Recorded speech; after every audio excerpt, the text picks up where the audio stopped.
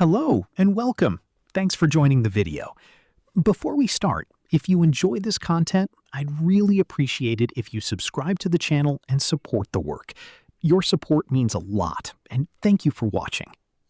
In this project, the goal is to ensure that a DC motor always rotates in a single direction, even when the polarity of the power supply is reversed.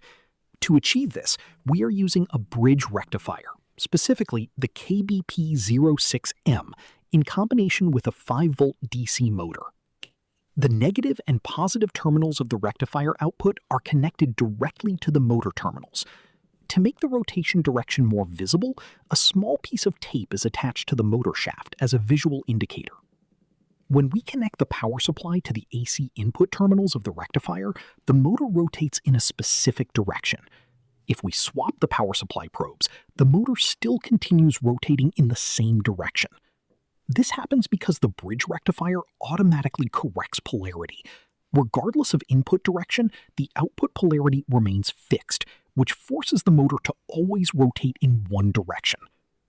The main advantages of this circuit are simplicity, low cost, and protection against reverse polarity. It ensures that incorrect wiring or polarity reversal will not damage the motor or affect its rotation direction. From a calculation perspective, a key factor in this circuit is the voltage drop across the bridge rectifier.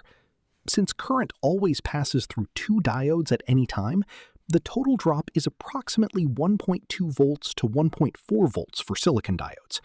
This means the motor never receives the full input voltage. Thanks again for watching. If you enjoyed this video, don't forget to like and subscribe for more electronics projects.